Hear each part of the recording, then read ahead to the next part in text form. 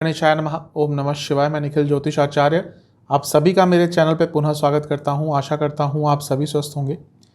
महादेव की कृपा आप सभी पर सदैव बनी रहे। ये वीडियो कन्या यानी कि वर्गों के लिए बहुत महत्वपूर्ण है, क्योंकि ये वीडियो है आने वाले महीने यानी कि अगस्त 2023 के मासिक राशिफल के बारे में।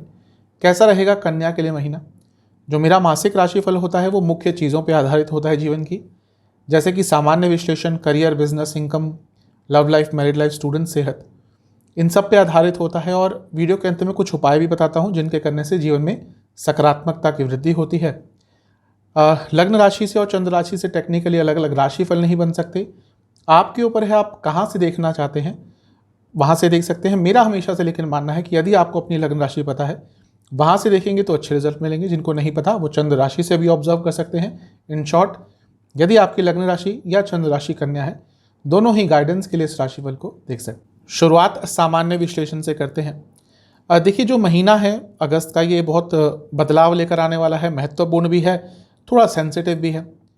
बदलाव क्यों? क्योंकि ये महीना ऐसा है जहाँ पे बहुत सारे ग्रह वक्री होंगे, और जब इतने सारे ग्रह वक्री होते हैं तो वो महीना महत्वपूर्ण भी बन जाता है, क्योंकि बड़े बड़े बदलाव आते हैं, महत्वपूर्ण काम होते हैं। और ग्रहों की वक्र अवस्था जीवन को सेंसिटिव भी कर देती है, इसलिए जो महीना है वो थोड़ा अलग रहेगा। और क्योंकि ये जो सारे ग्रह वक्री हो रहे हैं, उनमें से एक ग्रह है जिसको कहते हैं बुध, जो कि आपके लग्न के स्वामी हैं, वो भी वक्री हो रहे हैं। इसलिए आपके लिए और महत्वपूर्ण महीना हो जाता है। बदलावों भरा महीना होगा, महत्वपूर्ण महीना होगा, थोड़ा सा सेंसिटिव महीना भी होगा। न केवल ग्रह वक्री हो रहे हैं, एक ग्रह बहुत धीरे भी हो जाएंगे, यानी कि बृहस्पति महाराज, उनकी चाल बहुत धीरे हो जाएगी महीने के अंत तक आते आते, क्योंकि सितंबर में वो वक्री हो रहे हैं। उससे पहले उनकी चाल धीरे होगी, तो उस चीज़ का भी आपके जीवन पर प्रभाव पड़ेगा, क्योंकि बृहस्पति तो सबसे महत्वपूर्ण ग्रह है, जीव ग्रह है। ज्योतिष में बृहस्पति को जीव कारक कहा जाता है। नाड़ी ज्योतिष जो साउथ इंडिया में बहुत प्रचलित है, वहाँ पे तो केवल बृहस्पति के गोचर से ही कई प्रेडिक्शंस कर दी जाती है, जो सत्य भी होती है। इसलिए जो महीना है ये बहुत महत्वपूर्ण रहेगा। तो शुरुआत करते हैं सामान्य विश्लेषण की, और सबसे पहले हम लग्न को ही देखेंगे। देखिए, महीने के शुरुआती भाग में तो लग्न में कोई भी ग्रह नहीं होगा, लेकिन एक ग्रह इस महीने आपके लग्न में आएंगे, और वो है मंगल। वो आएंगे 18 अगस्त को। मंगल का लग्न में आना आपके लिए अच्छा और बुरा दोनों ही प्रभाव लेकर आएगा। अच्छा क्या होगा? तीसरे भाव के स्वामी हैं, लग्न में आ रहे हैं, साहस बढ़ेगा, पराक्रम बढ़ेगा, जीवन आगे बढ़ेगा, और आपके अंदर ऊर्जा बहुत आ जाएगी, आपके अंदर एक सकारात्मकता आ जाएगी। उपचय स्थान के स्वामी है मंगल, यानी कि जीवन की गति आगे जाएगी, आपकी कोई इच्छा पूरी होगी, और कहीं ना कहीं बहुत लॉजिकल हो जाएंगे। वैसे भी लॉजिकल होते हैं, इंटेलिजेंट होते हैं, कोई दो राय नहीं है, लेकिन कभी कभी कंफ्यूज बहुत रहते हैं। और ये मंगल का लग्न में आना, जब साहस बढ़ेगा तो कन्फ्यूजन कम होगी, और लॉजिकल जो रीजनिंग है वो आपकी बढ़ेगी, और वो बहुत महत्वपूर्ण होता है आज के टाइम में। अष्टम के स्वामी भी है मंगल। ये अच्छा और बुरा है। अच्छा क्या है इसमें कि वो अचानक से धन का लाभ आपको दे सकते हैं, लेकिन अचानक से तबीयत भी आपकी बिगाड़ सकते हैं। और क्योंकि लग्न के स्वामी बुध भी वक्री हो रहे हैं महीने के अंत में, तो इस महीने के अंतिम भाग में आपको अपनी तबीयत को लेकर बहुत केयरफुल रहना है, बहुत सीरियसली आपको उस चीज़ को देखना पड़ेगा। तो लग्न पर तो मंगल का ही ज़्यादा प्रभाव रहेगा, क्योंकि और कोई ग्रह लग्न में इस महीने नहीं आ रहा। इसलिए अब लग्न के स्वामी पर भी नज़र डालते हैं। लग्न के स्वामी हैं आपके बुध, और बुध आपके लिए 12वें स्थान में ही बैठे रहेंगे पूरे महीने, और 24 अगस्त को हो जाएंगे वो वक्री। बुध आमतौर पर 12वें घर में बहुत अच्छा प्रभाव नहीं देते, कुछ चीज़ों में अच्छा प्रभाव देते हैं। वो क्या है? लीगल केसेस, विदेश यात्रा, कोई वीज़ा का काम आपका अटक रहा था, स्टूडेंट जो विदेश में जाना चाहते थे, विदेश संबंधित कुछ अड़चने, इन सबको सॉल्व करने के लिए बुध का 12वें घर में होना बहुत अच्छा होता है।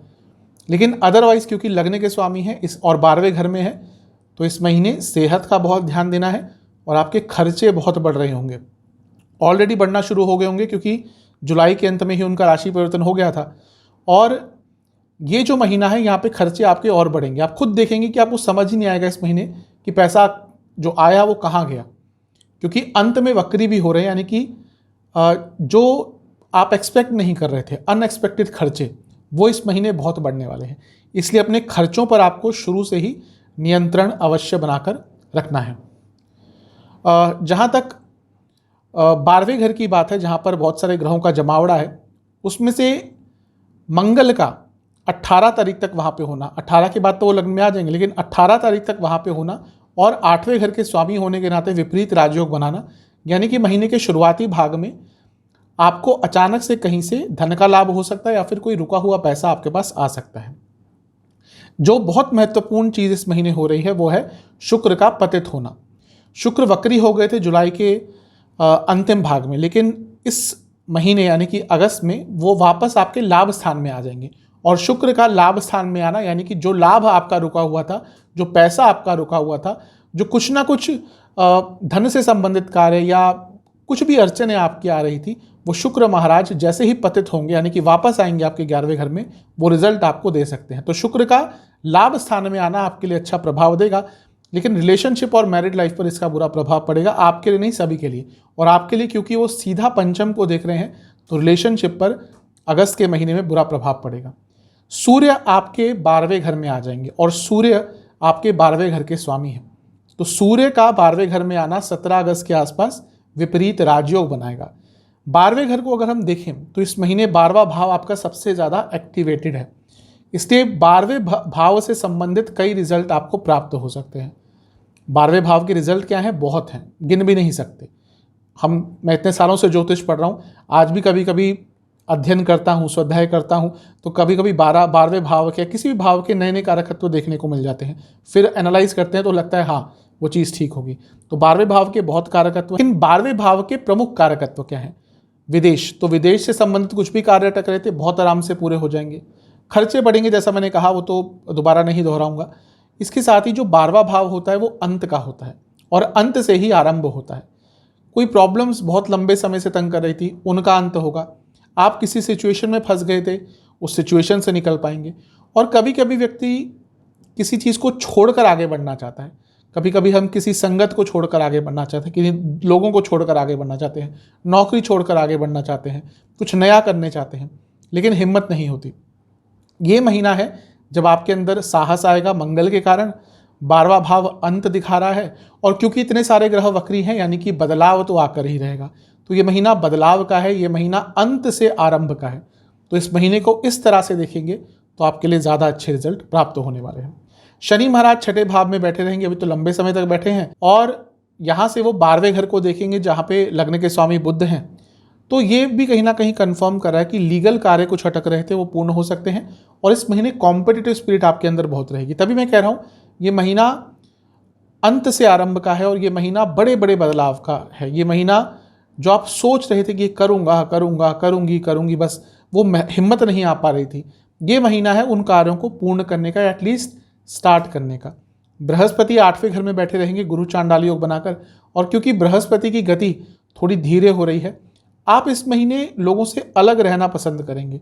ये महीना है क्योंकि आपका 12वां भाव जो मोक्ष स्थान है, 8वां भाव जो मोक्ष स्थान है और चौथा भाव जो मोक्ष स्थान है, चौथे भाव के स्वामी 8वें घर में है और धीरे हो रहे हैं, यानी कि हर चीज़ को आप पूरा भी करेंगे, अपने भौतिक कार्यों को पूरा भी करेंगे और उसके साथ भी मोक्ष की तरफ जाएंगे, उसके साथ ही अध्यात्म की तरफ जाएंगे। लोगों से मिलना जुलना थोड़ा आपका कम होगा, आप अपने काम का तो पूरा सब करेंगे, लेकिन बाकी जो सोशल लाइफ है वो आपकी थोड़ी इस महीने कम होती हुई दिख रही है। तो ओवरऑल देखिए ये महीना आपके लिए अच्छा है। जो मैंने चीज़ें कही हैं कुछ नकारात्मक, उनका ध्यान दीजिएगा। कुछ स्पेशल प्रेडिक्शंस मेरी तरफ से, ये वो महीना है जब कुछ नए लोग आपके जीवन में आएंगे। वो कार्य क्षेत्र में भी हो सकते हैं, बिजनेस में भी हो सकते हैं, वैसे भी हो सकते हैं। इसके साथ ही इस महीने में आपको अपने ऊपर काम करने का अवसर प्राप्त होगा। हम आजकल इतने बिजी हैं कि हम अपने ऊपर ही काम नहीं कर पाते, आगे भागते रहते हैं और पीछे जो छोटी छोटी चीज़ें अधूरी रहती हैं उन पर ध्यान ही नहीं जाता। लेकिन ये महीना है आपको अवसर मिलेगा अपने जीवन के बेसिक्स पर काम करने का, वो हेल्थ हो, कम्युनिकेशन हो। ये महीना एक्सपेंशन का है, अपने जीवन को अलग स्तर पर लेके जाने का है। और इस महीने का यदि आपने उपयोग किया, आप सच में अपने जीवन को एक अलग स्तर पर लेकर जा पाएंगे। थोड़े सेंसिटिव अवश्य रहेंगे इस महीने में और पुरानी चीज़ों से बहुत कुछ आपको सीखने को मिलेगा। तो महीना ओवरऑल जैसा मैं कहते आ रहा हूँ एक नई डायरेक्शन में अपने जीवन को लेकर जाने का है। कुछ नेगेटिव पॉइंट्स की बात कर लेते हैं। सबसे पहले जैसे मैंने कहा अनसोशल आप हो जाएंगे, उसके कारण मे भी पर्सनल लाइफ में थोड़ी सी प्रॉब्लम आएगी। तो इसलिए मैं कहूँगा कि एकदम गायब मत हो जाइएगा। ठीक है, सबके साथ ऐसा फेज आता है जब उनका मन नहीं करता बात करने का, या फिर कुछ और चीज़ में आपका मन लग जाता है, वो ठीक है, लेकिन थोड़ा बहुत सोशल रहेगा। इस महीने ये संभावना है कि आप एकदम गायब हो जाएंगे, आपका मन करेगा कि बात ही ना करें किसी से। उस पर थोड़ा कंट्रोल करना है। पर्सनल और प्रोफेशनल लाइफ तो ठीक है, लेकिन पर्सनल लाइफ में इस चीज़ का ध्यान रखिएगा। और इसके साथ ही कभी कभी आपके अंदर ओवर एक्साइटमेंट आ जाएगा। अब ये मंगल का लग्न में आना साहस देगा, लेकिन यही मंगल कभी कभी ओवर एक्साइटमेंट भी दे सकते हैं। क्यों? क्योंकि 8वें घर के स्वामी हैं। अचानक से जो चीज़ें होती हैं वो 8वें घर से होती हैं। मंगल लग्न में है, गुस्सा भी होगा, इम्पल्सिवनेस भी होगी, और इसके कारण ओवर एक्साइटमेंट भी आ सकती है, और उसके कारण कुछ प्रॉब्लम भी हो सकती है। तो इन सब चीज़ों पर ध्यान दे देंगे तो अच्छा है। एक चीज़ कहूँगा कि अपनी फैमिली लाइफ पर बहुत ध्यान दीजिएगा। ऐसा लग रहा है कि घर में कोई प्रॉब्लम चल रही है। अगर ऑलरेडी कोई प्रॉब्लम चल रही है तो आप यदि उस घर के सदस्य हैं तो कहीं ना कहीं आपका भी ये रिस्पॉन्सिबिलिटी बनता है कि चीज़ों को ठीक किया जाए। ऐसा नहीं होता कि घर में 4 लोग हैं तो एक ही व्यक्ति सब कुछ ठीक करेगा। अगर आपके घर में प्रॉब्लम्स हैं, साथ में सबको बिठाइए, और प्रॉब्लम्स को सॉल्व करने के लिए भी महीना कहीं ना कहीं अच्छा है। ओवरऑल देखो, महीना शुभता लेके आ रहा है, बदलाव लेकर आ रहा है, परिवर्तन लेके आ रहा है। जो भी मैंने नेगेटिव पॉइंट्स कहे हैं उन पर भी ध्यान रखिएगा। करियर की तरफ चलते हैं। जहाँ तक करियर की बात है, महीना देखिए ओवरऑल तो ठीक है। 10वें भाव के स्वामी बुध हैं, वो 12वें घर में रहेंगे, और उनकी युति बहुत सारे ग्रहों के साथ रहेगी। मंगल होंगे, कुछ समय के लिए शुक्र होंगे, फिर सूर्य भी आ जाएंगे, बुध आदित्य योग भी बनाएंगे, सूर्य विपरीत राजयोग भी बना रहे हैं। यानी कि करियर में बिजी तो बहुत रहने वाले हैं।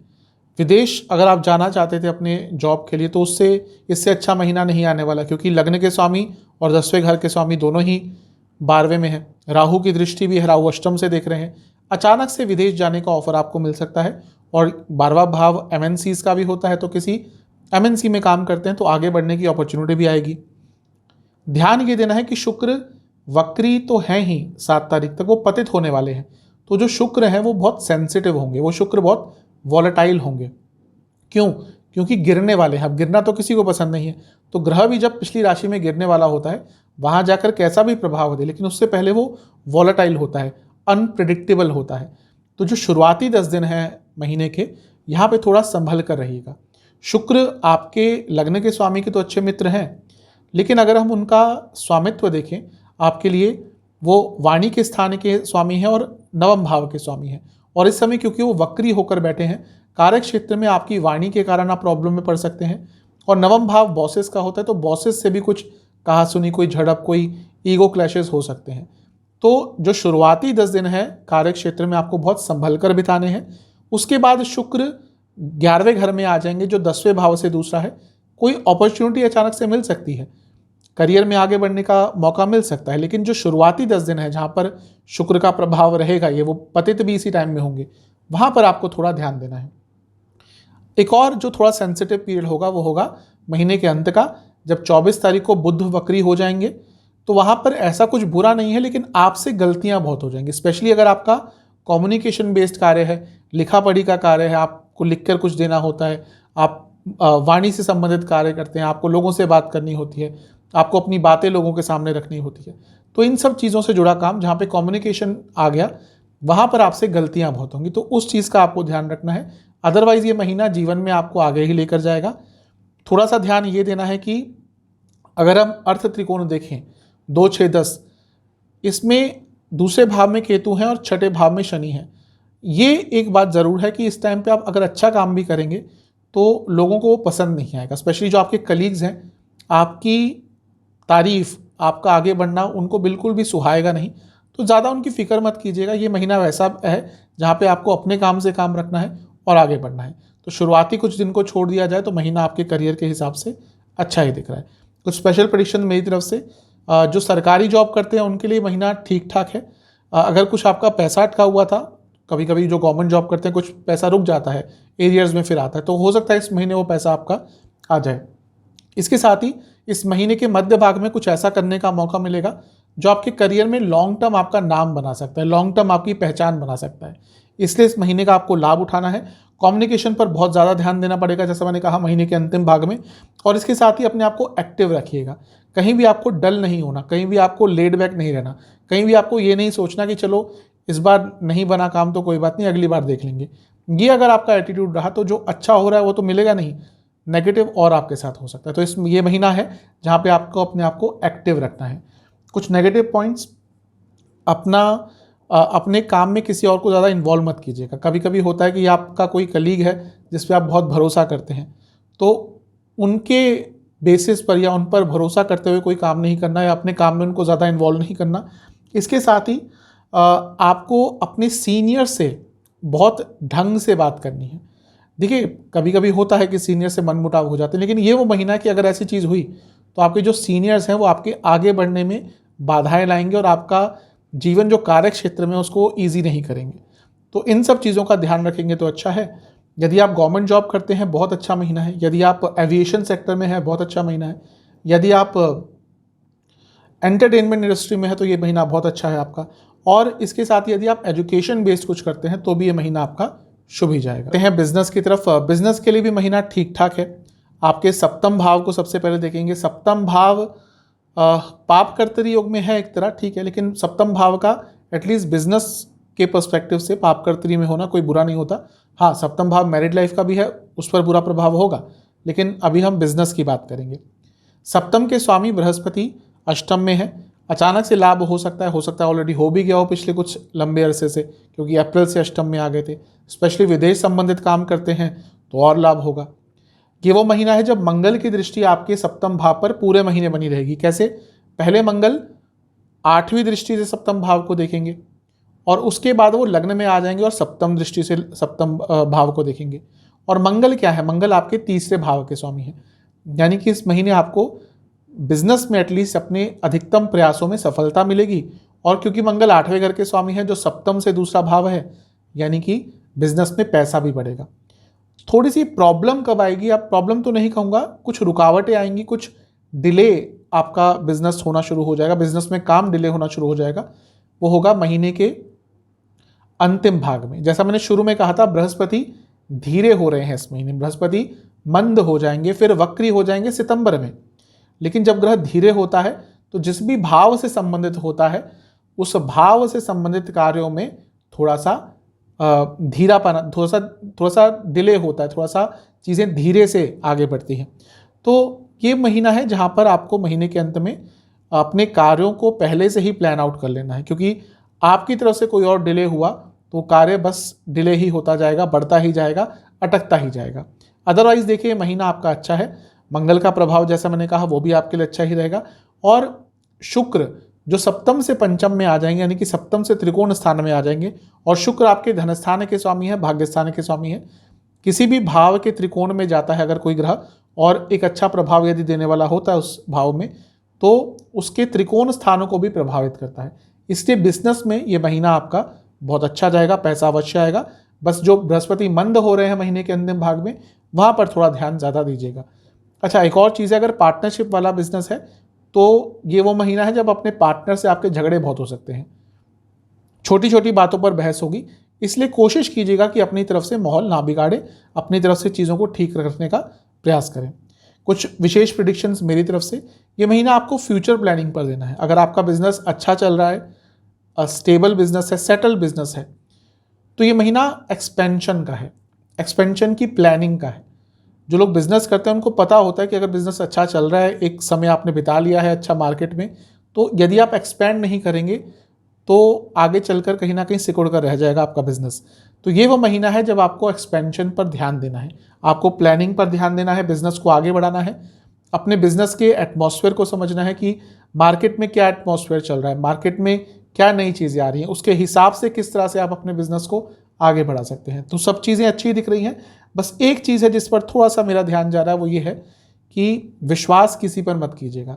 इवन अगर आपके पार्टनर्स भी पैसों से संबंधित कोई नया प्लान लाते हैं जहाँ पे बहुत पैसा लग रहा है, या फिर आपको लग रहा है कि कोई नया कॉन्ट्रैक्ट आ रहा है जो देखने में तो बहुत अच्छा लग रहा है, बहुत लुभावना लग रहा है, लेकिन उसकी चीज़ें, उसकी कंडीशन श्योर नहीं है, तो उस चीज़ में, उस कॉन्ट्रैक्ट में, उस नई चीज़ में आपको ज़्यादा नहीं पढ़ना, उसको ज़्यादा अपने एक्सेप्ट नहीं करना, क्योंकि वो लुभावनी चीज़ दिखेगी अवश्य, लेकिन हो सकता है आपको नुकसान देकर चली जाए।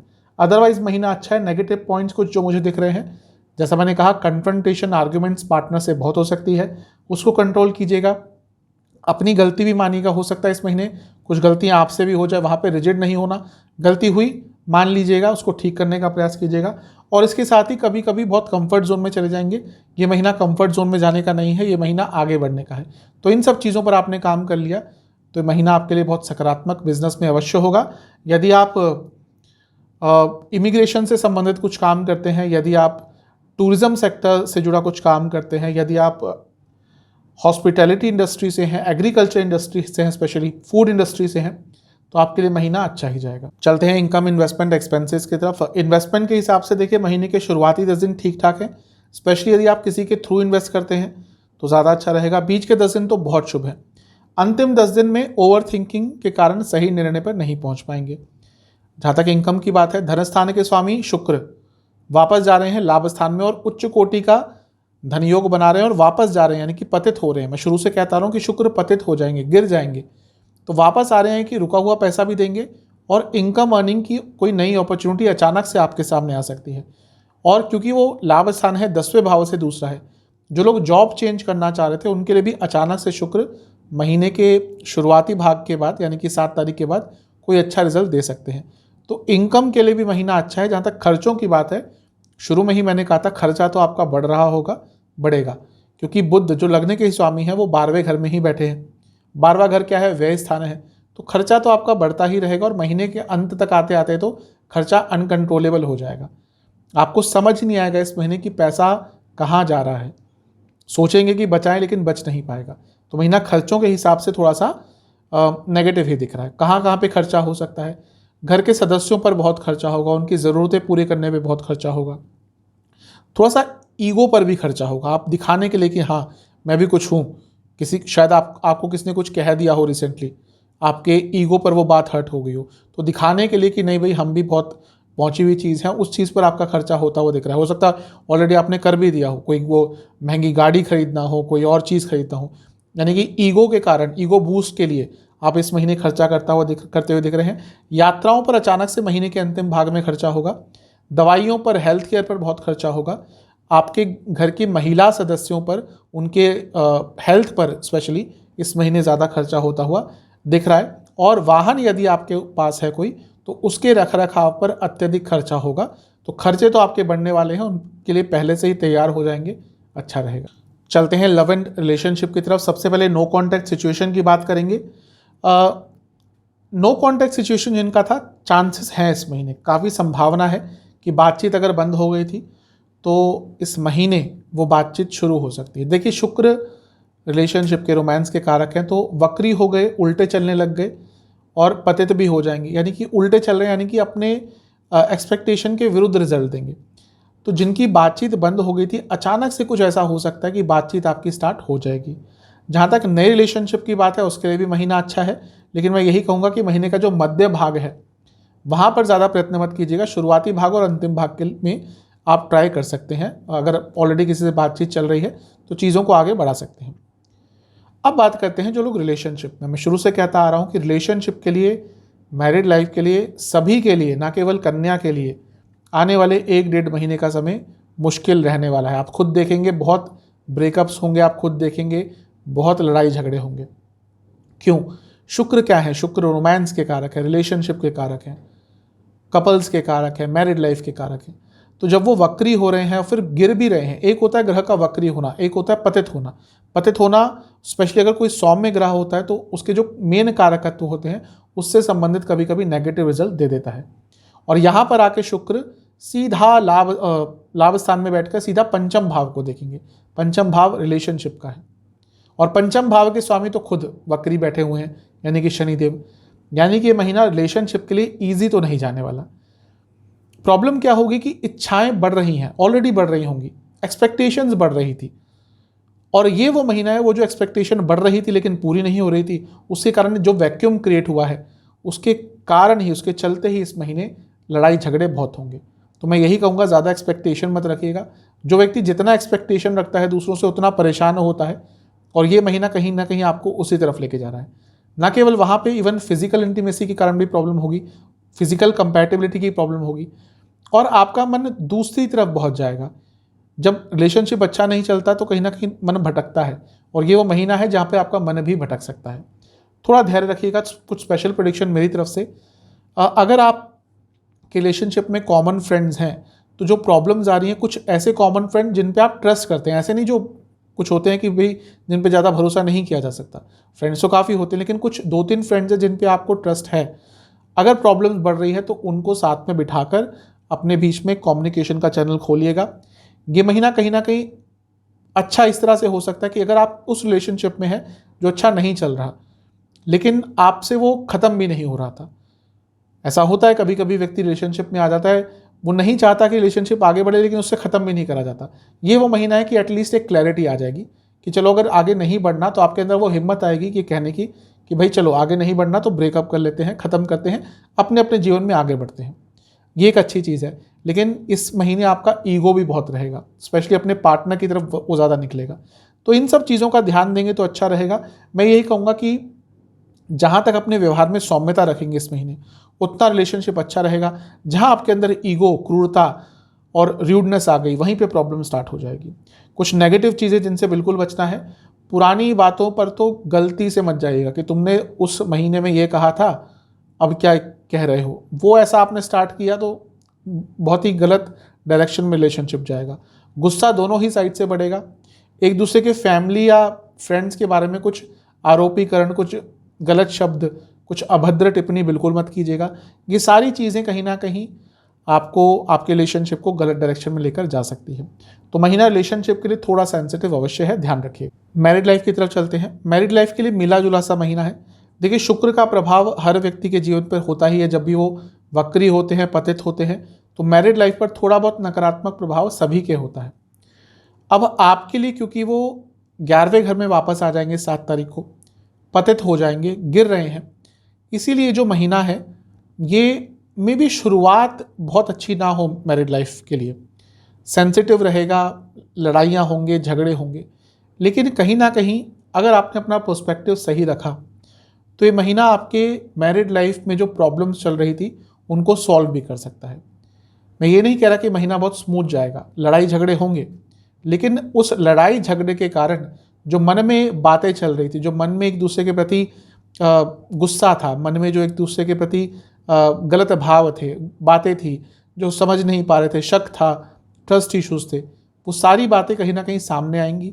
और यदि आपने थोड़ा सा कम्युनिकेशन रखा, थोड़ा सा ईगो कम रखा और थोड़ा सा आपने अपने व्यक्तित्व में फ्लेक्सिबिलिटी रखी, तो ये महीना मैरिड लाइफ की प्रॉब्लम्स को सॉल्व करने के लिए भी अच्छा है। मैं ये नहीं कह रहा कि शुरू में ही सब कुछ हो जाएगा, जो भी ठीक होना होगा वो महीने के अंत तक आते ही होगा। शुरुआती जो कुछ दिन है वो तो बहुत सेंसिटिव रहेंगे, वहाँ पे छोटी छोटी बातों पर एक दूसरे से चिढ़ेंगे, लड़ाई करेंगे, झगड़े होंगे, कंपैटिबिलिटी इश्यूज हर लेवल पर होंगे, फिजिकल से लेकर इमोशनल लेवल पर। लेकिन तभी मैं कह रहा हूँ इस महीने को थोड़ा सा अलग पर्सपेक्टिव से देखेंगे। वो जो लड़ाई झगड़े होंगे उनसे मन की बातें निकलेंगी, मन का गुस्सा निकलेगा, और अगर आपने उसको थोड़ा सा चैनलाइज कर लिया तो ये महीना आपकी मैरिड लाइफ की प्रॉब्लम्स को सॉल्व भी कर सकता है। एक नेगेटिव चीज़ है कि सप्तम भाव पापकर्तरी में है और सप्तम से छठे में बहुत सारे ग्रह आ जाएंगे, तो आपके लाइफ पार्टनर की तबीयत इस महीने अचानक से बिगड़ सकती है। यानी कि आपके पति या पत्नी की तबीयत इस महीने अचानक से बिगड़ सकती है, तो थोड़ा सा ध्यान दीजिएगा। कुछ स्पेशल प्रेडिक्शन मेरी तरफ से, जैसा मैं शुरू से ही कहता आ रहा हूँ कि ये महीना मैरिड लाइफ की प्रॉब्लम्स को सॉल्व करने का है, तो उस पर ध्यान दीजिए। टेंशन को थोड़ा सा, स्ट्रेस को थोड़ा सा हैंडल करने का प्रयास कीजिए। कुछ आपके रिश्तेदार हैं जो आप दोनों को ही जानते हैं, आप दोनों से अच्छा संबंध रखते हैं, उनको भी थोड़ा कम्युनिकेशन का हिस्सा बनाइए। घर के कुछ बड़े लोग हैं जो आप दोनों को समझा सकते हैं, उनको कम्युनिकेशन का हिस्सा बनाइए। और सबसे महत्वपूर्ण चीज़ है कि एक दूसरे के नेचर को समझने का प्रयास कीजिए। अगर आपने इस महीने एक दूसरे के नेचर को समझने का प्रयास किया तो यकीन मानिए जो प्रॉब्लम्स आ रही थी सारी तो ठीक नहीं हो सकती, तो क्योंकि ऐसा हो ही नहीं सकता कि मैरिड कपल्स के बीच में सारी प्रॉब्लम सॉल्व हो जाए, लेकिन अधिकतम जो रीसेंट प्रॉब्लम्स थी या पिछले कुछ सालों में, 1.5-2 साल में आई थी, वो अपने अंत की तरफ अवश्य जा सकती हैं। कुछ नेगेटिव पॉइंट्स, कभी कभी आप बहुत डिसऑर्गेनाइज से हो जाएंगे और कहीं का गुस्सा अपनी मैरिड लाइफ में अपने पार्टनर के ऊपर निकालेंगे, उससे आपको थोड़ा बचना है। कभी कभी बहुत इम्पल्सिव हो जाएंगे, जल्दबाजी बहुत रहेगी, वहाँ पे कुछ गलत कह देंगे, कर बैठेंगे, उसके कारण प्रॉब्लम होगी। और अपने लाइफ पार्टनर से बिना पूछे कोई बड़ा निर्णय लेना, वो भी मैरिड लाइफ में बहुत बड़ी प्रॉब्लम्स लेके आ सकता है। महीना सेंसिटिव अवश्य है, लेकिन जो मैंने कहा पर्सपेक्टिव अगर बदलेंगे तो चीज़ें अच्छी भी हो सकती हैं। स्टूडेंट्स की बात कर लेते हैं, पहले एग्जाम्स की बात करेंगे। जो महीने के शुरुआती 10 दिन है बहुत अच्छे हैं, लेकिन कम्युनिकेशन पर ध्यान दीजिएगा। सब कुछ आते हुए भी अगर ढंग से वो कम्युनिकेट ना कर पाए अपने एग्जाम्स के थ्रू, वो रिटन कम्युनिकेशन हो, स्पोकन हो, इसके कारण प्रॉब्लम हो सकती है। तो कम्युनिकेशन प्रैक्टिस कीजिएगा। महीने के बीच के 10 दिन बहुत कंफ्यूज रहेंगे, यहाँ पे गलत निर्णय भी ले सकते हैं, माइंड आपका अलग अलग डायरेक्शन में भागेगा। तो यहाँ पर आपको थोड़ा सा फोकस और एकाग्रता पर काम करना है। जो महीने के अंतिम 10 दिन है ये फिर भी ठीक ठाक रहेंगे, बस अपनी संगत पर आपको ज़्यादा ध्यान देना है और अपने आप को प्लान्ड तरीके में आगे बढ़ाना है। अगर स्टूडेंट्स की बात करें, महीना ठीक ठाक है। एक थोड़ी सी चिंता वाली बात यह है कि बुध वक्री हो रहे हैं महीने के अंत में। तो जब भी बुध वक्री होते हैं तो स्टूडेंट्स पर उनका प्रभाव पड़ता ही है, क्योंकि 12वें घर में है। तो बस एक चीज़ जो मैंने अभी थोड़ी देर पहले भी कही कि अगर आप ऑर्गेनाइज नहीं हैं एज ए स्टूडेंट, अगर आप ऑर्गेनाइज नहीं हैं कि कब पढ़ना है नहीं पता, प्लानिंग नहीं है, टाइम टेबल नहीं है, तैयारी नहीं है, नोट्स नहीं है, कुछ भी जो प्रिपरेशन के आर्टिकल्स होते हैं, प्रिपरेशन का सामान होता है वो नहीं है, तो फिर अच्छे टाइम का भी लाभ नहीं उठा पाएंगे। तो ये महीना ऐसा है जहाँ पे आपको प्रिपरेशन अपनी अप टू डेट रखनी है। ओवरऑल कहूँ ये महीना कहीं ना कहीं आपको अपने पढ़ने के तरीके में बदलाव भी लाना पड़ेगा और आपको अपनी प्लानिंग में भी बदलाव लाना पड़ेगा, क्योंकि अगर एक ही चीज़ करे जा रहे हैं उसमें सफलता नहीं मिल रही, तो कहीं ना कहीं समय है थोड़ा सा अपने प्लानिंग पर काम करने का, अपने जीवन में थोड़ा बदलाव लाने का। महीना पॉजिटिव है, बस जो चीज़ें मैंने कही उन पर ध्यान दीजिए। सेहत की बात करते हैं। सेहत बहुत अच्छी नहीं रहेगी। लग्न के स्वामी 12वें घर में है, तो लग्न के स्वामी जब 12वें घर में होते हैं सेहत पर नकारात्मक प्रभाव पड़ता है। दूसरा, वो वक्री भी हो रहे हैं, 24 तारीख को वक्री हो जाएंगे। और लग्न को देखें तो लग्न खुद पाप कर्तरी योग में है, क्योंकि एक साइड केतु हैं और दूसरी साइड मंगल भी रहेंगे और सूर्य भी रहेंगे। कुछ टाइम बाद सूर्य भी आ जाएंगे, 18 तारीख तक मंगल रहेंगे, 16 से सूर्य आ जाएंगे। तो लग्न तो पाप कर्तरी योग में बने रहेगा। और क्योंकि मंगल खुद 8वें घर के स्वामी हैं, वो भी लग्न में आ जाएंगे 18 अगस्त को, यानी कि अचानक से कोई प्रॉब्लम सरफेस हो सकती है, अचानक से कोई प्रॉब्लम आ सकती है। और ये चीज़ आपको नहीं भूलनी चाहिए कि एक ग्रह अभी नहीं लेकिन 2-2.5 महीने बाद आपके लग्न में आने को तैयार बैठे हैं, वो हैं केतु। और केतु रोग कारक अवश्य होते हैं। केतु जब लग्न में आते हैं व्यक्ति को कोई लंबा रोग होता है, स्पेशली जब हम कन्या की बात करें, इनको कोई ना कोई प्रॉब्लम चली ही रहती है। कभी सर्दी है, कभी ज़ुकाम है, खांसी है, कोई और प्रॉब्लम है। तो अभी से लेकर सेहत को लेकर तो आपको बहुत सीरियस हो जाना है। आप देखेंगे कि यही महीना नहीं, आने वाले महीने सेहत पर नकारात्मक प्रभाव पड़ना शुरू हो जाएगा। और क्योंकि इस महीने लग्न के स्वामी स्वयं 12वें में है, बकरी भी हो रहे हैं, तो इस महीने से ज़्यादा प्रभाव दिखेगा। क्या क्या प्रॉब्लम हो सकती है? स्लीप डिसऑर्डर बहुत रहेंगे, पैरों से संबंधित प्रॉब्लम बहुत रहेगी, पैरों में कोई इन्फेक्शन भी हो सकता है, चोट भी लग सकती है, हड्डियों की प्रॉब्लम बहुत तंग करेगी, डाइजेस्टिव प्रॉब्लम बहुत तंग करेंगी, सर से संबंधित प्रॉब्लम तंग करेगी, दांतों से संबंधित प्रॉब्लम आपको तंग करेगी। तो ये मेजर इशू हैं। जो शुरुआती 10 दिन है, यहाँ पर लोअर बैक से संबंधित कोई प्रॉब्लम, सियाटिका की प्रॉब्लम है, आपको दिक्कत बढ़ेगी, हार्मोनल डिसऑर्डर्स दिख रहे हैं, सर से संबंधित प्रॉब्लम दिख रहे हैं। महीने के जो बीच के 10 दिन हैं, यहाँ पे दोबारा नसों की प्रॉब्लम दिख रही है। यहाँ पर कोई आपको इन्फेक्शन हो सकता है, कोई रक्त विकार अगर आपको है उसके कारण प्रॉब्लम और बढ़ सकती है। जो महीने के अंतिम 10 दिन है, यहाँ पर आँखों की प्रॉब्लम बहुत तंग करेगी और ग्रंथियों से संबंधित, ग्लैंड जिनको बोलते हैं, उनसे संबंधित कोई प्रॉब्लम आपको अचानक से हो सकती है। तो सेहत को लेकर तो आपको बहुत ध्यान देना पड़ेगा। उपाय की बात कर लेते हैं। 2 सरल उपाय आपको करने हैं। मंदिर में जाकर गणेश जी का आपको दूध से अभिषेक करना है और ओम वक्रतुंडाय नमः मंत्र का 108 बार जप करना है और गणपति जी को फलों का भोग लगाना है, किन्हीं भी 3 तरह के, जो भी ऋतु फल हो अवेलेबल हो, 3 तरह के फल गणपति जी को अर्पण करने हैं और विष्णु सहस्त्र नाम एक बार सुनना है। पाठ कर सकते हैं उच्चारण के साथ तो सबसे अच्छा है, नहीं कर सकते तो केवल सुनिएगा, ध्यान लगाइएगा।